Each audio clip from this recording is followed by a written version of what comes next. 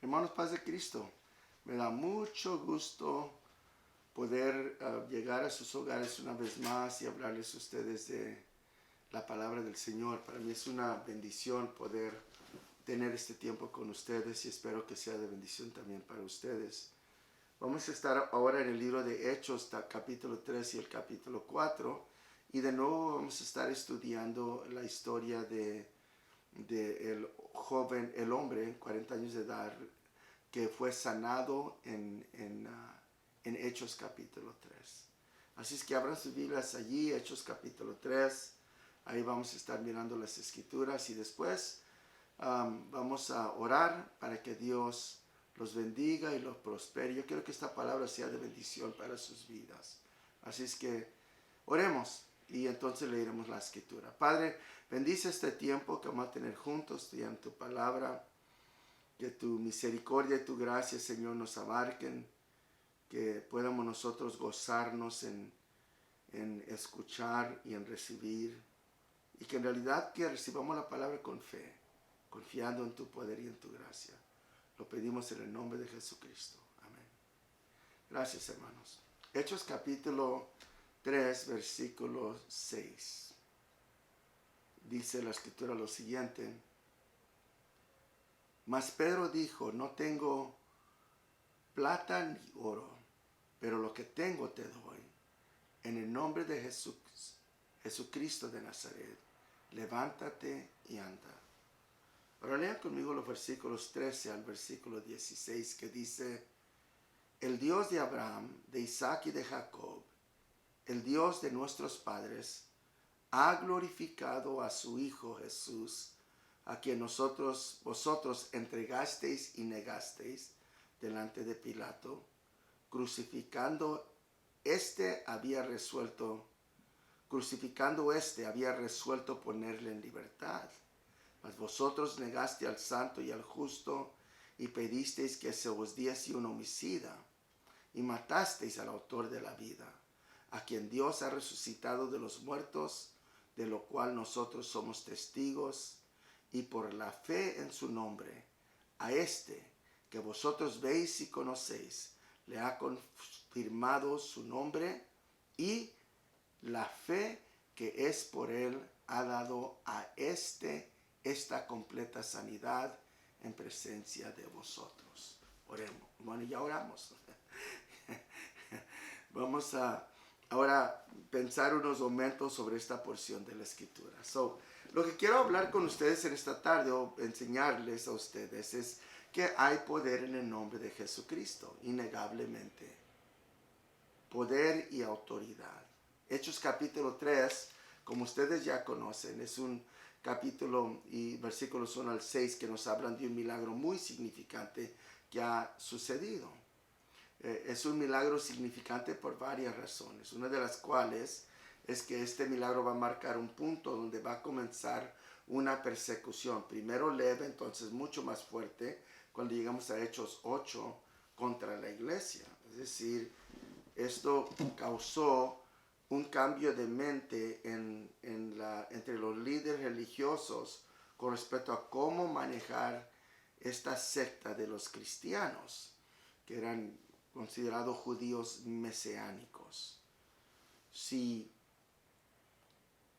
el mensaje de los apóstoles era nada más que palabra, es todo lo que era, eventualmente estaban confiados, como todos los otros mesías falsos, como todos los otros que han predicado que eran mesías o se va a apagar el mensaje, va a acabarse. Pero ahora algo interesante va a suceder en que hay un milagro extraordinario, sobrenatural. Y esto entonces alerta a los líderes judíos que ahora van a tomar una posición mucho más severa en contra de aquellos judíos hermanos que habían creído en el Cristo, el Salvador del mundo. Lo mismo sucedió en el ministerio de Jesucristo. Lo vemos nosotros cuando Jesús sana a Lázaro, lo levanta de los muertos, algo que sucedió para la gloria de Dios. La Biblia nos dice a nosotros que los judíos, los líderes religiosos judíos determinaron matarlo. quitarle la vida a Jesús. Este milagro era tan extraordinario en la vida de Jesucristo y tan prominente el milagro en esa ocasión que los judíos resolvieron que la única manera de acabar con este movimiento que se estaba levantando, los seguidores de Jesús, era de matar al Cristo. Algo similar está sucediendo aquí, como ya acabo de explicar. Ahora, antes de entrar en los detalles de lo que ahora quiero hablar, el poder del nombre de Jesús, quiero primero que nosotros entendamos que este milagro que sucedió en público. Toda la gente estaba observando lo que sucedió, y los que no estaban observando el milagro en sí, el momento que se hace el milagro, todos conocían a este cojo, y cuando él entra al templo saltando y gritando y alabando a Dios, dando gloria a Dios, todos los que estaban allí, pues, ¿qué es este escándalo que está sucediendo aquí? E inmediatamente se dan cuenta que este era el hombre allí a la puerta que por años había pedido limosnas y ahora estaba perfectamente sano. ¿Por qué este milagro? Bueno, el milagro, según muchas gentes, suceden por muchas diferentes razones y quizás tengan razón.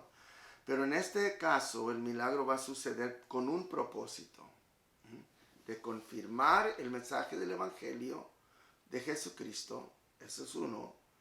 Y en segundo lugar, el propósito de este milagro es dar evidencias de la resurrección de Jesús. Es decir, Cristo no está muerto, Él está vivo, Él vive. Y eso es lo que causó la alerta entre los líderes religiosos mientras el pueblo se quedaba atónito. Vamos a ver la reacción del pueblo cuando este milagro sucede. Miren el versículo número 9, dice: y todo el pueblo le vio andar y alabar a Dios. En otras palabras, este milagro es algo que sucede en el tiempo de la oración, donde los judíos se congregaban en el templo para orar, y todos pudieron dar testimonio de que este era el hombre que estaba en el pasado cojo. Versículo 10 dice: y se llenaron de asombro y de espanto. La gente miró esto y no sabían cómo asimilarlo. ¿Qué está pasando? Pero este es el hombre que estaba cojo. ¿Cómo puede ser esto? ¿No? Esto es increíble. Así la gente estaba, dice la escritura, llena de asombro y de espanto. Miren el versículo 11. Dice: se llenaron de asombro de nuevo y de espanto.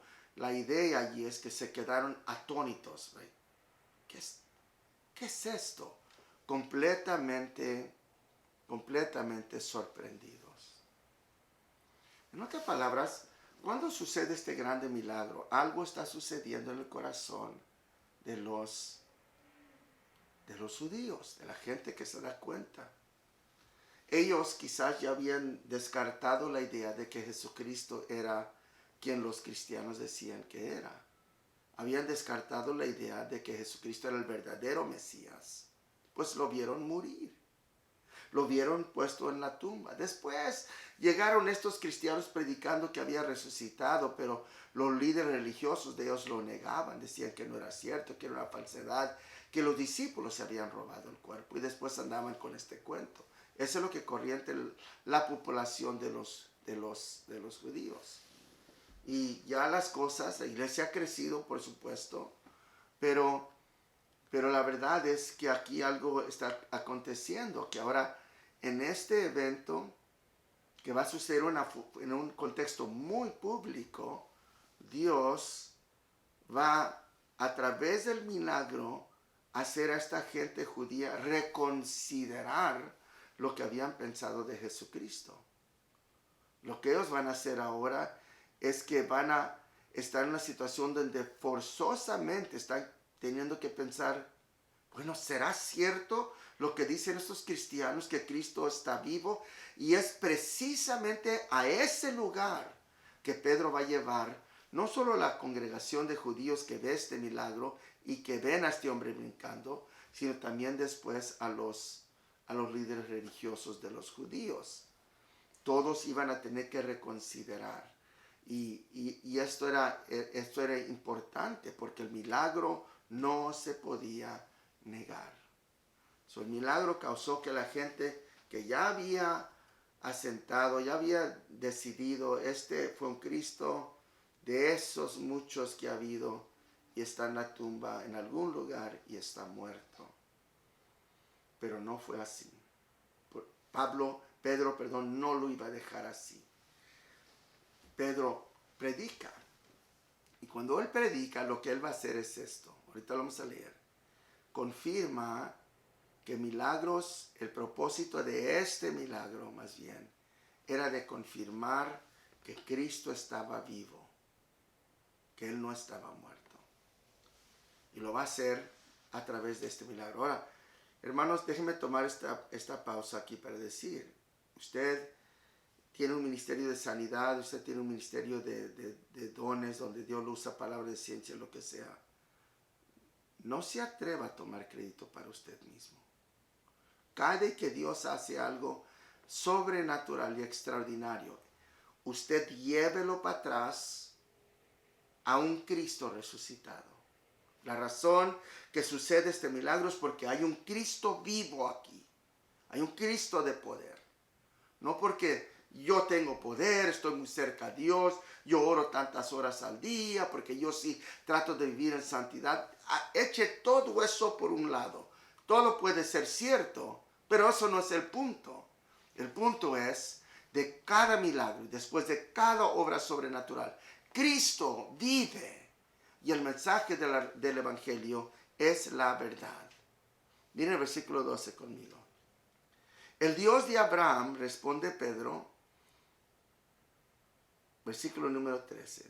Bueno, vamos al 12. Y el versículo 12 esencialmente nos dice esto, que cuando Pedro ve a la gente que se acerca a él, mirándolo a él como que si él es un gran Dios, un gran hombre de Dios o lo que sea, en Hechos capítulo 3, versículo número 12, esto es lo que dice la escritura, léanlo conmigo. Viendo esto, Pedro respondió al pueblo, varones israelitas, ¿por qué os maravilláis de esto, de que este hombre fue sano? ¿O por qué ponéis los ojos en nosotros, como si por nuestro poder o piedad, santidad, hubiésemos hecho andar a este? Pedro está siendo muy claro con la gente, le está diciendo, miren, no nos miren a nosotros, los hombres, ustedes saben, no pueden hacer estas clases de obras. Nosotros no somos alguien extraordinario, no es por nuestro poder y nuestra autoridad y nuestra habilidad que esto ha sucedido. El versículo 12, miren lo que dice la escritura aquí. Dice en el versículo 12, viendo esto, Pedro respondió al pueblo, varones israelitas, ¿por qué os maravilláis de esto? ¿O por qué ponéis los ojos en nosotros, como si por nuestro poder o piedad hubiésemos hecho andar a este? Es decir, cuando algo sobrenatural, extraordinario sucede, el hombre puede tomar el crédito. Usted predica un excelente sermón y la gente se llena de fe y Dios está obrando. Usted ora por la gente y reciben el don del Espíritu Santo. Usted ora por un enfermo y sana. Cualquier cosa que suceda en su vida, en su ministerio, que es más allá de lo natural, usted nunca debe de tomar crédito. Dios no está, hermanos, lo voy a decir, Dios no está usando un hombre que tiene dones particulares, otra mujer que tiene dones particulares, sea de lo que sea, para crear grandes ministerios para los hombres. Los hemos visto, grandes ministerios que suceden. Y después el lucro y el bienestar económico. Y después vienen tantas cosas que la gente fácilmente critica. Y lo hacen porque los hombres están creando grandes ministerios alrededor de una persona. el gran ministerio de fulano de tal, el profeta fulano de tal, el apóstol fulano de tal, y tantas cosas. Quien es grande en esos ministerios, es más, los ministerios se nombran después del individuo. El ministerio de fulano de tal, y el ministerio del hermano que Dios usa para sanar fulano de tal. El nombre de la persona llega a estar en el centro de toda la actividad sobrenatural y divina de Dios. Ese es un serio y grave error que quita gloria a Dios. Pues cuando los discípulos miraron algo así en el corazón de la gente, e inmediatamente lo reprendieron. No es por nuestro poder. El hombre no puede hacer esto. No es por nuestra santidad, nuestra piedad. Nosotros no somos tan buenos como para merecer que Dios nos use de esta manera. No, rechazan toda esa posibilidad. Y ellos van a mover la atención del pueblo de ellos, que es un lugar donde se puede asentar la atención del pueblo, y lo van a mover al donde debe de estar, que es Cristo vive. Y el mensaje que hemos estado predicando y todo este tiempo y que se predicó en el día de Pentecostés, ese mensaje es verdad. Cristo vive. Y ahora esto es hecho notorio en el milagro que ustedes están viendo en este día. En el versículo 12, allí Pedro elimina otras fuentes de autoridad, no son humanas, para hacer este milagro. Ahora en el versículo 13, la escritura dice lo siguiente. Léanlo conmigo. El Dios de Abraham, de Isaac y de Jacob, el Dios de nuestros padres, ha glorificado a su Hijo, a quien vosotros entregasteis y negasteis delante de Pilato, cuando éste había resuelto ponerlo en libertad. Esto es interesante, ¿verdad? Porque lo que Pedro hace es que inmediatamente rechaza la idea de que ellos por alguna piedad o obra de santidad o estado de santidad hayan hecho esta obra. Y inmediatamente dice, es Dios, el Dios de Israel, es Jehová, Yahweh, es Jehová de los ejércitos que ha decidido hacer este milagro. ¿Pero por qué lo hace? Porque Él está afirmando, glorificando a el Hijo. El Dios de Abraham, de Isaac, de Jacob, el Dios de nuestros padres, ha glorificado a su Hijo Jesús. ¿Cómo lo hizo? Que cuando el milagro se hace en el nombre de Jesús, levántate y anda. No dice en el nombre de Jehová, levántate y anda. No dice en el nombre de Dios, levántate y anda. Dice en el nombre de Jesús.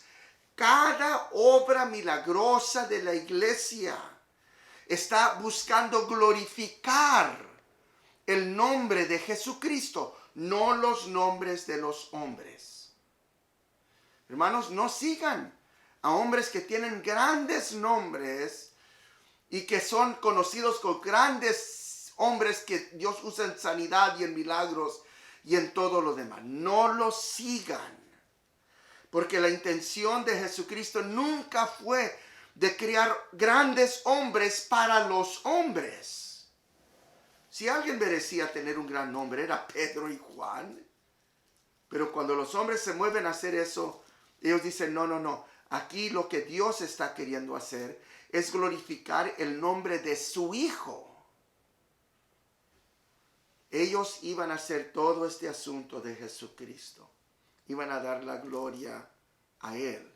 Miren, entonces el versículo 14 dice, mas vosotros negasteis al santo y al justo y pedisteis que se os diese un homicida y matasteis al autor de la vida, a quien Dios ha resucitado de los muertos, de lo cual nosotros somos testigos.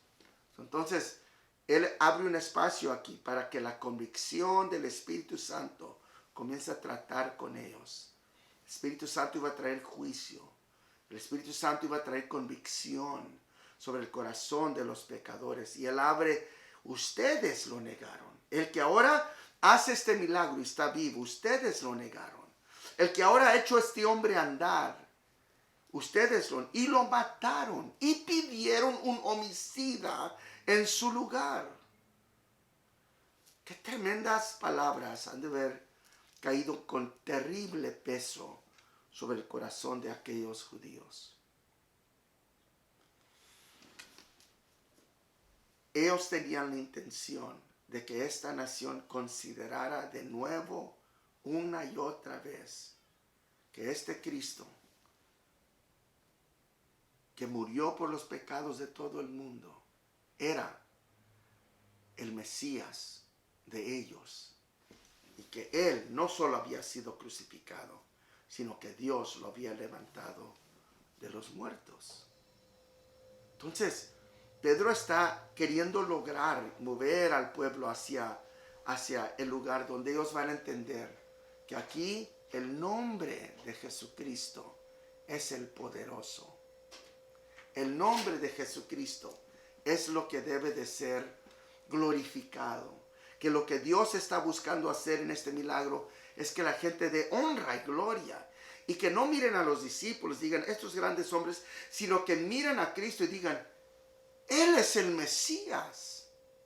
Y aún después de su muerte y su resurrección, Él sigue obrando milagros entre sus discípulos. Y sus discípulos lo acreditan. El mensaje del Evangelio no era palabrería.